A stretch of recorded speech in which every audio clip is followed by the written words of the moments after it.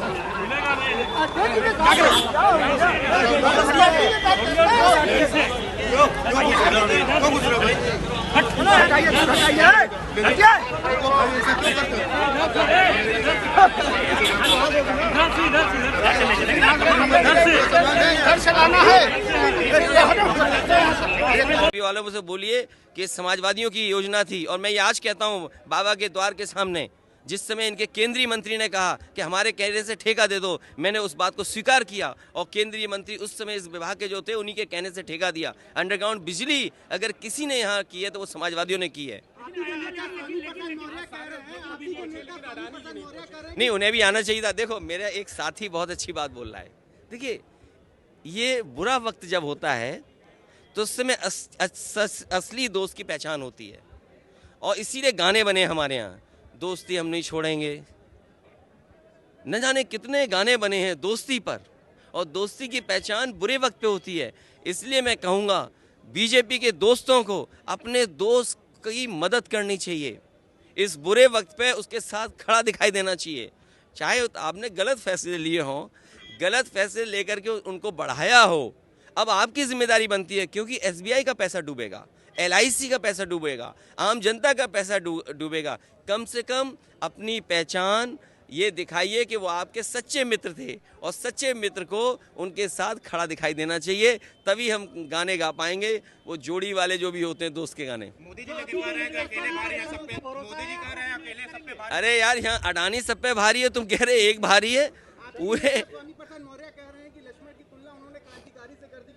देखिए ये मैं आपसे कहता हूँ, सबसे कहता हूँ, धर्म जैसा है वैसा हमें स्वीकार करना होता है, हम उस पर कोई टिप्पणी नहीं कर सकते हैं।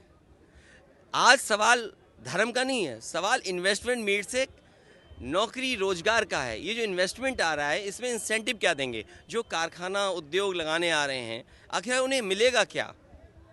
उन्हें मिलेगा क्या जब तक आप ज़मीन नहीं देंगे? उनके नाम पर प्रधानमंत्री ने शिलान्यास की थी, वो डॉक्टर राम मनोहर लोहिया इंस्टीट्यूट में 9th फ्लोर में चल रही हो, और जो लोक भवन समाजवादियों ने बनाया हो, वहाँ पर पूर्व प्रधानमंत्री अटल बिहारी वाजपेयी जी को अकेला खड़ा कर दिया हो, जो इंटरनेशनल स्टेडियम बनाया जो भगवान विष्णु के नाम पर था, उसमें आपने प्रधानमंत्री जी का नाम जोड़ दिया, हमें कोई आपत्ति नहीं, लेकिन आपको शपथ करने के लिए भी कोई ऐसा स्थान नहीं मिला जहाँ आप शपथ ले सकते थे, आपको उसी स्टेडियम में आना पड़ा। अभी देखा होगा आपने, हमारे मुख्यमंत्री जी हाथ हिलाते हुए जा रहे थे, ऐसा लग रहा था ये क्रिकेट के बहुत पुराने रिटायर्ड खिलाड़ी हैं। अरे भाई, बल्ला उनको दे दो, बॉल हमें दे दो, अगर बीच का स्टंप ना उड़ा दे तो कहिएगा आप। राम के बाद लक्ष्मण पे भी आपत्ति हो गई। अरे भाई, क्या कहते हो यार, हम तो राम लक्ष्मण जितने भगवान जितने, अभी देखिए, अभी केस की बात कर रहे थे आप, जब मैंने ये कहा कहीं भी हम पूछते हैं, हम लोग, मैं पेड़ को पूछता हूँ, जब मैं इसमें घुसा तो मैंने यहाँ के सिक्योरिटी और यहाँ के लोगों से पूछा कि ये जो पेड़ के लिए बनाया हुआ है, इसमें पेड़ कौन सा लगाया है? कोई पेड़ का नाम नहीं बता पाया।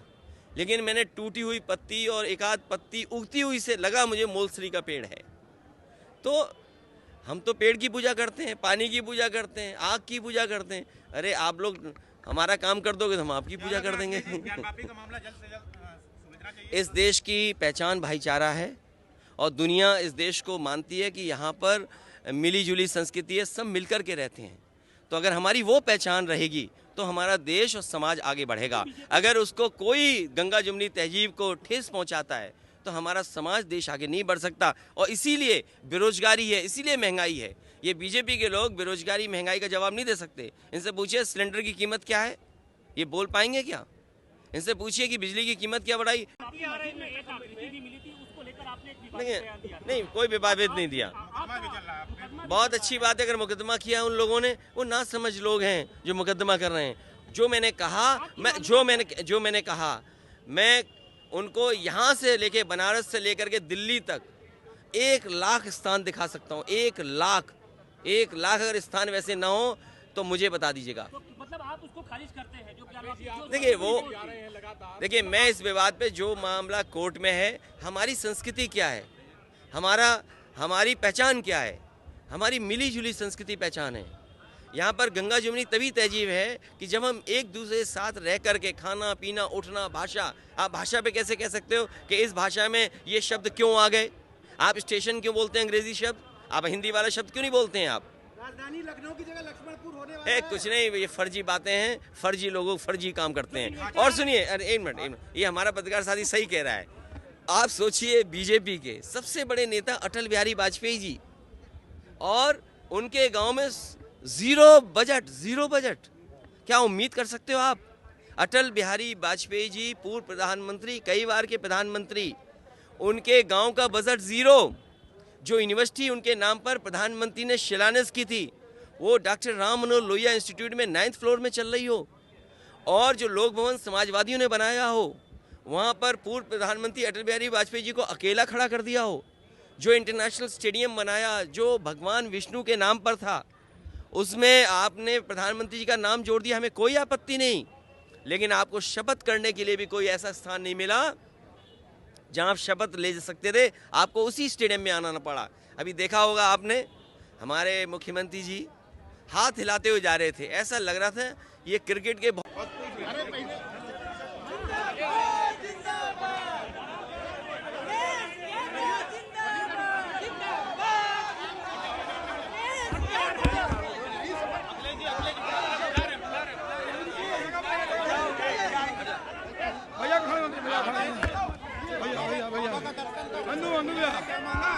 देखिए,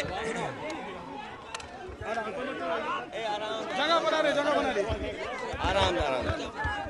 देखिए, बाबा का आशीर्वाद बना रहे, और बाबा का दर्शन हमेशा जब भी मुझे मौका मिला है मैंने किया है, और यही प्रार्थना करता हूँ कि आम लोगों का जीवन बेहतर हो। प्रार्थना यही करता हूं कि मां गंगा का जो ओरिजिनल स्वरूप था वो बना रहे। देखिए, मैं अगर पत्रकार साथियों से कहूंगा सच्चाई दिखाएं तो आप सच्चाई जानते होंगे। मुझे याद है जिस समय कॉरिडोर बनने का सबसे पहला फैसला लिया गया था, उस समय कैबिनेट समाजवादी सरकार की थी, और जो मकान लेने की शुरुआत भी उसी समय हुई थी। लेकिन दूसरे लोग कहेंगे कि उन्हीं का ठप्पा है बीजेपी का। ऐसा नहीं है। समाजवादी सरकार में भी पहले कैबिनेट के जो फैसले थे कॉरिडोर को लेकर के, मैं समझता हूं आप जानते होंगे कि जहां पर लैंड एक्विजिशन होने का काम शुरू हुआ था।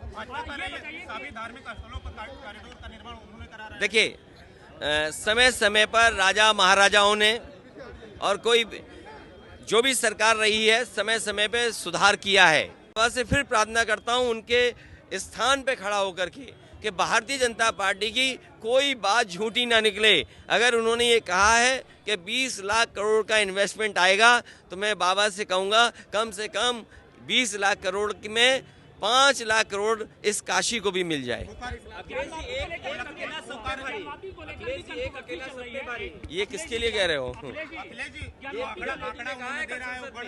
हैं?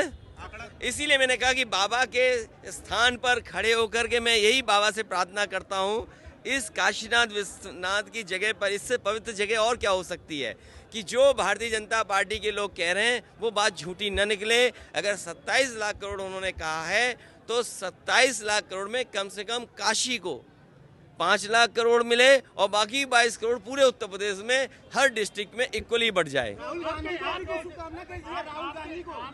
गांधी को भी कुछ शुभकामना दीजिए, भारत जोड़ो यात्रा करके आए हैं।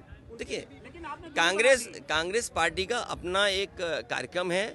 समाजवादियों ने कई मौक़ों पर यहाँ साइकिल चलाई है।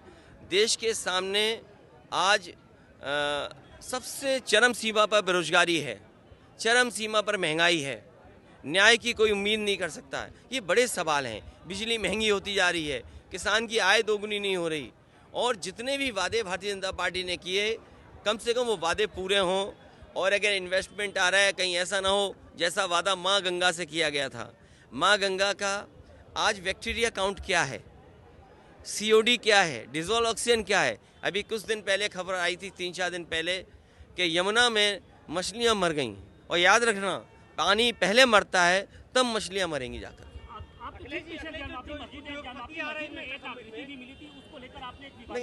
नहीं, कोई विवादित नहीं दिया और हिस्ट्री उसको बर्बाद किया है।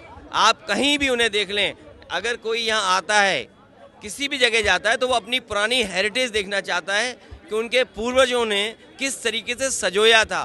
पूर्वजों की चीज़ों को हमें संरक्षण कर करके अगली पीढ़ी को और कैसे बेहतर करके देके जाएं, ये हमारी जिम्मेदारी बनती है। क्योंकि जब मैं दर्शन के लिए निकला, आपको याद होगा बाबा के पास एक बहुत ही प्राचीन वृक्ष था, वो किसने गिरा दिया? तो ऐसी बहुत सी चीज़ें हैं जिन पर उंगली उठाई जा सकती है, लेकिन अच्छा काम करते रहना चाहिए। और सवाल ये है कि जो हमारे धार्मिक स्थानों पे अगर इंफ्रास्ट्रक्चर बेहतर होगा तो चीज़ें अच्छी होंगी। लेकिन माँ गंगा की सफाई कहाँ हुई? और जिस नाव पर जिस शहर से निकले थे लोग, अगर 3 स्टार की कैटेगरी में वो शिप था तो क्या उसमें बाढ़ नहीं था? और माँ गंगा की सफाई बिना और नदियों की साफ नहीं हो सकती। गोमती नदी को साफ होना था, इन्होंने सफाई रोकी है। वरना नदी की सफाई हो रही थी। अगर आज ही अपना विकास दिखाना चाहते हैं तो वरना नदी पे जो समाजवादी सरकार ने काम शुरू किया था वो क्यों काम रोका इन्होंने? उसका जिम्मेदार कौन है? गोमती नदी को बर्बाद करने का जिम्मेदार कौन है? यमुना नदी को बर्बाद करने का जिम्मेदार कौन है? ये बीजेपी के लोग हैं जिन्होंने और नदियों को बर्बाद किया है। जो इतना बड़ा आयोजन इन्वेस्टमेंट मीट हो रही है, हमें खुशी है कि इन्वेस्टमेंट आए। मैं बाबा से भी प्रार्थना करूंगा कि बीजेपी के लोगों की कोई बात झूठी ना निकले। मैं बाबा से एक बार फिर प्रार्थना करता हूं, एक मिनट, मैं बाबा से फिर प्रार्थना करता हूं उनके स्थान पे खड़ा होकर के कि भारतीय जनता पार्टी की कोई बात झूठी ना निकले। अगर उन्होंने ये कहा है कि 20 लाख करोड़ का इन्वेस्टमेंट, ये जो इन्वेस्टमेंट आ रहा है इसमें इंसेंटिव क्या देंगे? जो कारखाना उद्योग लगाने आ रहे हैं, आखिर उन्हें मिलेगा क्या? उन्हें मिलेगा क्या? जब तक आप ज़मीन नहीं देंगे, पानी नहीं देंगे, बिजली नहीं देंगे, टैक्स में सहूलियत नहीं देंगे या कोई इंसेंटिव नहीं दोगे तो वो क्यों आपके यहाँ इन्वेस्ट करेंगे? वो जाके मध्य प्रदेश में इन्वेस्ट कर देंगे, गुजरात में कर देंगे, महाराष्ट्र में कर देंगे, वेस्ट बंगाल में कर देंगे, तेलंगाना में कर देंगे। तो इसलिए हमारे बाबा मुख्यमंत्री जी के सामने दिल्ली वाले लोगों ने बड़ी परेशानी पैदा कर दी है कि हमारे मुख्यमंत्री जी क्या इंसेंटिव देंगे। और मुझे लगता है कि बाबा हमारे मुख्यमंत्री जी इतने कंजूस हैं, किसी को इंसेंटिव नहीं दे सकते। माहौल दिया यूपी में रोजगार आने। अरे माहौल से नहीं बनना है, इंसेंटिव से कोई कारोबार आएगा। और हमारे मुख्यमंत्री जी इतने कंजूस हैं कि कोई इंसेंटिव नहीं देने वाले। 24 का ये है कि सरकार जाएगी। और देखिए, बाबा से हमने वोट नहीं मांगा, बाबा से हमने ये कहा, बाबा से वोट नहीं मांगा, बाबा से बीजेपी वाले वोट मांगते हैं। मैं ये कहना चाहता हूँ कि जनता के लिए अच्छा रास्ता खुले, क्योंकि हमारा देश दुनिया में बहुत पिछड़ रहा है। आप झोला लेकर के जा रहे हैं दुनिया के हर देश में और कह रहे हैं कि हमें इन्वेस्टमेंट दीजिए। दुनिया ऐसी बने कि आपके लोगों को भी मौका मिले। मान लीजिए एक कारोबारी फेल हुआ, इंग्लैंड से बाहर निकल गया, अमेरिका से अगर बाहर निकाल दिया गया तो हमारे देश की क्या छवि बनेगी। इसलिए मैं कह रहा हूँ दोस्त को दोस्त का सहारा बनना चाहिए और दोस्त को दोस्त की मदद करनी चाहिए। भाजपा से ज्यादा नकलची और झूठा कोई नहीं है। उनसे कहो कि हाँ, उनसे ज्यादा नकलची कोई नहीं है। ये चलिए ठीक, चलिए अच्छा